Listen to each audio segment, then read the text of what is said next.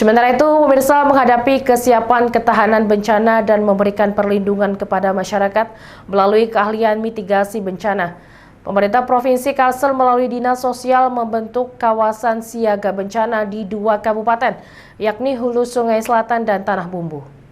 Pemerintah Provinsi Kalsel melalui Dinas Sosial akhir tahun ini membentuk kawasan siaga bencana di Kabupaten Hulu Sungai Selatan meliputi 11 kecamatan dan di Kabupaten Tanah Bumbu meliputi 8 kecamatan.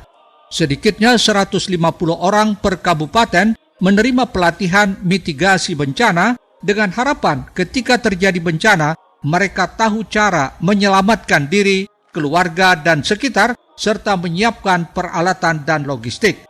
Materi yang didapatkan oleh para relawan dari masyarakat ini berupa pertolongan pertama gawat darurat, posko, dapur umum, shelter, pendataan, vertical rescue, dan reaksi cepat saat terjadi bencana di kawasan masing-masing.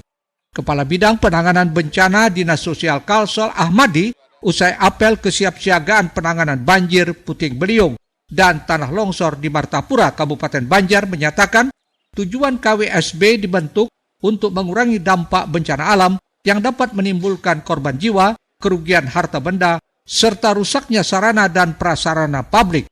Harus bergerak cepat. Kita dalam melakukan langkah-langkah strategis dengan melakukan pembentukan kawasan siaga bencana. Dengan anggaran yang tersedia hanya cukup untuk 2 kabupaten, dan sementara nanti 2024 kita akan dirikan dari 3 kabupaten yang daerah rawan bencana. Utamanya juga termasuk Kabupaten Banjar, Hulu Sungai Tengah, dan Kabupaten Tabalong. Ini yang kita siapkan untuk tahun 2024 seperti itu.